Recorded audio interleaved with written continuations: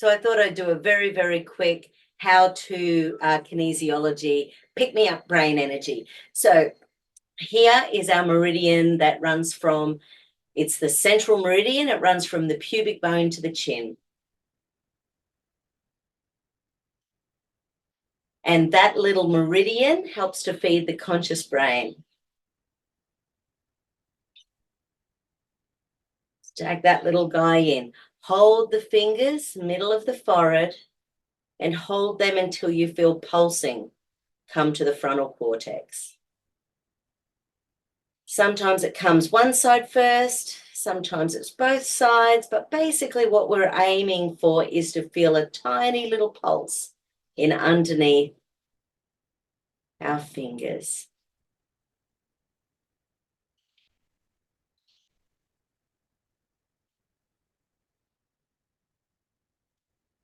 The next thing we want to do is hold the hand on the navel and put the two fingers either side. These are the sort of things we'll be learning in kinesiology for the home, so that you can do them on yourselves, you can do them on your loved ones. They'll all be videoed, uploaded, so you'll have that record of how-tos forevermore.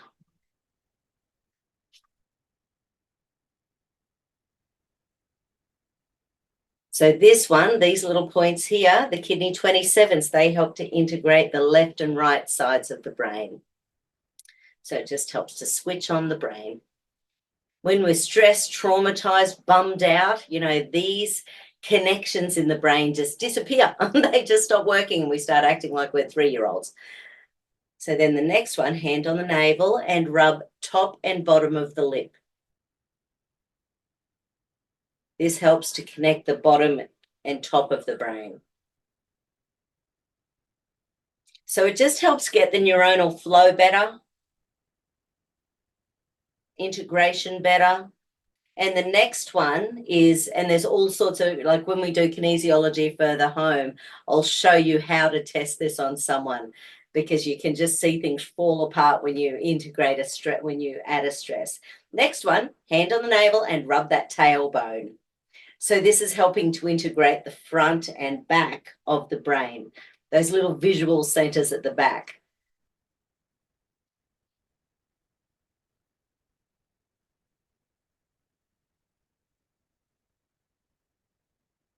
And then again, run that central meridian, pubic bone to the chin. Okay. The other thing that you can do is anti-clockwise over the heart. So anti-clockwise over the heart helps to do all three of them. It helps to pick up this one and this one and this one. But the good thing about knowing all three of them is that it gives you a bit of information about how things are working in your brain or someone else's brain. But we'll get to that. So then, let's also go to hand on the forehead, hand in the base of the skull. Now, what this one does again, back here is where our survival patterns are. So when you hold your hand at the back of the brain, as well as the hand on the forehead, and just even holding it for 30 seconds to a minute, it helps to wake up those pathways of the brain. This here is our conscious problem-solving areas. So when we're in survival patterns, we don't think consciously. We don't think positively.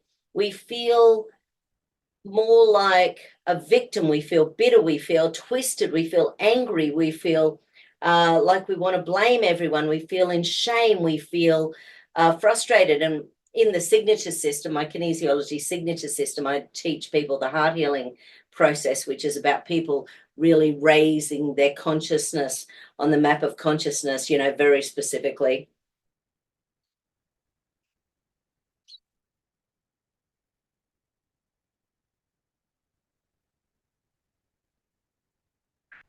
And often a sigh or a yawn is a really good sign that someone is, you know, shifting some energy.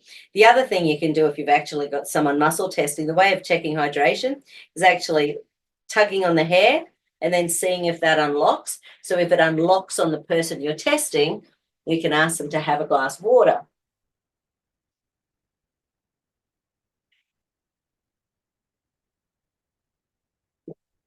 And how many people don't drink enough water on the planet? It's pretty common.